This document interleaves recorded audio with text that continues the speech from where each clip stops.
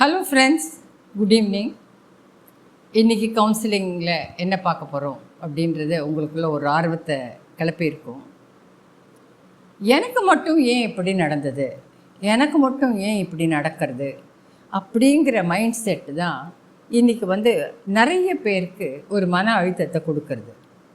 இதுலேயும் முக்கியமாக இந்த 50 வயதை கடந்து 60 வயசு நெருங்கிட்டு இருக்காங்க பார்த்தீங்களா, அவங்கக்கிட்ட தான் இந்த மைண்ட் செட் ரொம்ப அதிகமாக இருக்குது.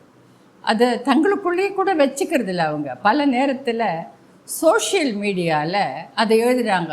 எனக்கு மொத்தம் லைஃப்பில் அது நல்லா நடந்திருந்தது அப்படின்னு சொன்னாக்க, எனக்கு மட்டும் நான் இஷ்டப்பட்டபடி, நான் ஆசைப்பட்டபடி அந்த படிப்பு படிச்சிருந்தா, அந்த வேலை கிடச்சிருந்தா, எனக்கு அந்த இடத்துல கல்யாணம் ஆயிருந்தா, என் வாழ்க்கை இன்றைக்கி ரொம்ப நல்லா இருந்திருக்கும் அப்படின்னு சொல்லிட்டு தாங்கள் மனசில் நினைக்கிறது எல்லாத்தையும், அந்த ஒரு நெகட்டிவ் விஷயங்களை தங்களுடைய புலம்பல்கள் மூலமாக அடுத்தவங்களுக்கும் கடத்துகிறாங்க. ஸோ இதனால் அந்த நெகட்டிவிட்டி அப்படிங்கிறது சோஷியல் மீடியா மூலமாக ரொம்ப ஈஸியாக ஸ்ப்ரெட் பண்ணுறாங்க.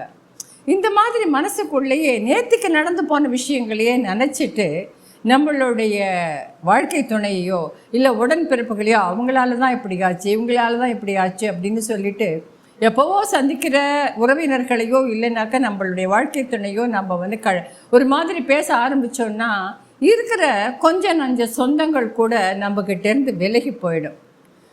வாஸ்தவந்தான், எல்லார் வாழ்க்கையிலையும் ஏற்ற தாழ்வுகள் அப்படிங்கிறது நிச்சயமாக இருக்குது. அப்ஸ் அண்ட் டவுன்ஸ் எல்லார் வாழ்க்கையிலையும் இருக்குது.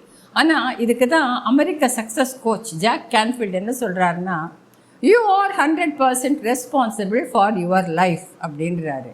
அதைத்தான் திருவள்ளுவர் ரொம்ப அழகாக தமிழில் சொல்கிறாரு, பெருமைக்கும் ஏனை சிறுமைக்கும் தத்தம் கருமமே கட்டளைக்கல் அப்படின்னு சொல்கிறாரு.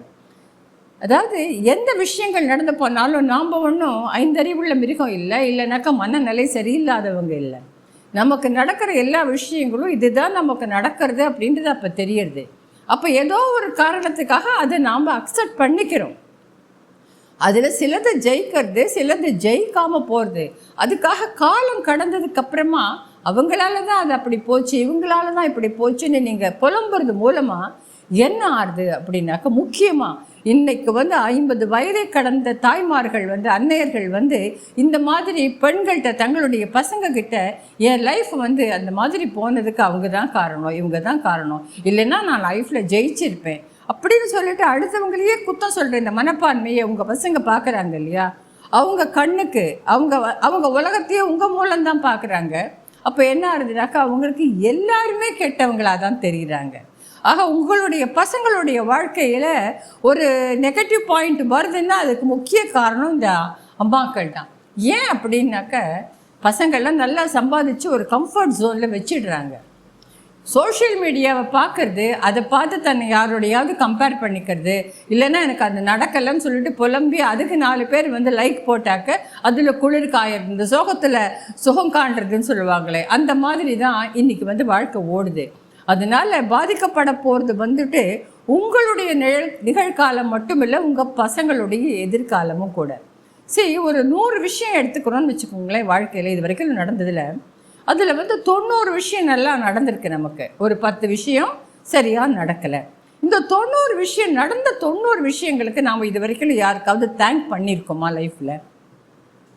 இத்தனை நாள் இன்றைக்கி கிட்டத்தட்ட 60 வயசு வரைக்கும் வந்திருக்கோம். இப்படி கம்ஃபர்டபுளாக உட்காந்துட்டு நல்லா யாரோ சமைச்சு கொடுக்குறாங்களோ, இல்லை நம்மளே ஒரு மாடர்ன் அம்யூனிட்டிஸ் எல்லாம் வச்சுட்டு சமைச்சிட்டு உட்காந்து சோஷியல் மீடியாவில் எழுதுகிறோம், இல்லைனாக்கா வாட்ஸ்அப்பில் ஷேர் பண்ணுறோம். வாட்ஸ்அப்பில் இப்போல்லாம் காலையில் ஒருத்தர் சுவாமியை தினம் பகவான் எனக்கு நல்லதே பண்ணுவார் அப்படின்னு சொல்லி வாட்ஸ்அப் போடுறவர் தான். இன்னைக்கு கார்த்தால ஒரு மெசேஜ் வந்திருக்கு, நல்லா படித்த மனுஷன், அவர்கிட்டருந்து ஒரு மெசேஜ் வருது.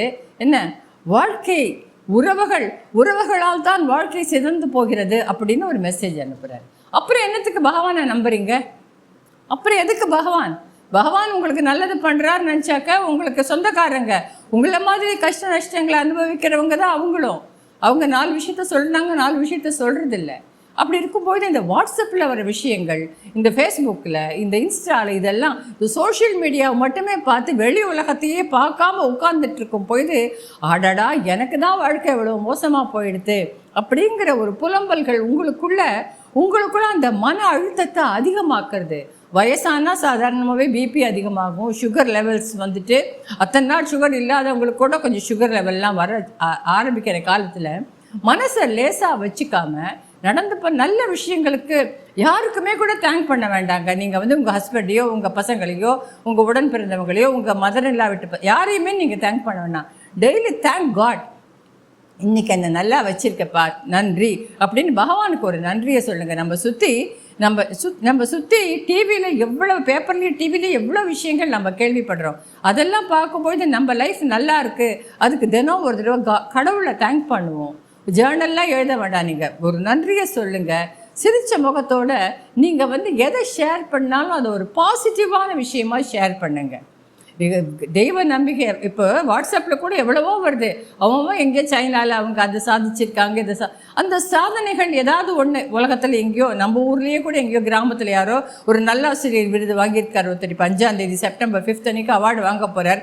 ஒரு இந்த பள்ளிக்கூடத்தில் இருக்கிறவர் வந்து அந்த அவார்டை வாங்கியிருக்கார். பசங்களுக்கு நான் எப்படி பாடத்தை சொல்லி கொடுக்குறேன் அப்படின்னு ஒரு அரசு பள்ளி ஆசிரியர் சொல்லியிருக்கார். இந்த மாதிரி நல்ல விஷயங்களை ஷேர் பண்ணுங்கள். ஒரு பக்கம் ஒரு நேற்றுக்கு இப்போ நரசிம்ம சுவாமி படத்தை போட்டுட்டு இன்றைக்கி வந்து எனக்கு உறவினர்களால் வாழ்க்கையே போயிடுது அப்படின்ற வாட்ஸ்அப்பை ஷேர் பண்ணாதீங்க. நம்ம மனசு தான் நம்ம வாழ்க்கையை எடுத்துகிட்டு போகிறது. எல்லாமே அதுதான் சொல்கிறான், பெருமைக்கும் என்னை சிறுமைக்கும் தத்தம் கருமமே கட்டளைக்கல்னு சொல்கிற திருவள்ளுவர் தான் இன்னொரு பழமொழி ஒன்று சொல்கிறாங்க, தீதும் நன்றும் பிறர் தர வாரா. ஆமாங்க, எது இன்றைக்கி நமக்கு என்ன நடக்கிறதோ அது எல்லாமே நாம் பாஸ்டில் பண்ணின நல்ல விஷயங்கள், கெட்ட விஷயங்கள், அதோட எஃபெக்ட் தான் இன்றைக்கி நம்ம அனுபவிச்சிட்ருக்கோம். அது நம்ம சொந்தக்காரங்களுக்காக நம்ம பண்ணினதாக இருக்கலாம், சில நேரங்களில் நாமளே பண்ணினதாக இருக்கலாம். பட் அதுக்காக கடந்த காலத்தை நினைக்காச்சு எதிர்காலத்தை தொலைக்காதீங்க. Yesterday is not tomorrow, be present in the present அப்படிங்கிறது தான் எங்கள் கவுன்சிலிங்லேயே லைஃப் கோச்சிங்லேயும் நான் சொல்கிறது. ஸோ இந்த வீடியோ உங்களுக்கு பிடிச்சிருந்ததுன்னாக்க உங்கள் சொந்தக்காரங்க, உறவினர்கள், இந்த 60 வயசு நெருங்குறவங்க கிட்டலாம் இந்த வீடியோவை நீங்கள் ஷேர் பண்ணுங்கள், இதை லைக் பண்ணுங்கள், இந்த சேனலை சப்ஸ்கிரைப் பண்ணுங்கள். மன அழுத்தத்தை குறைக்கக்கூடிய வேறொரு விஷயத்தோடு நான் உங்களை மீண்டும் சந்திக்கிறேன். நன்றி, வணக்கம்.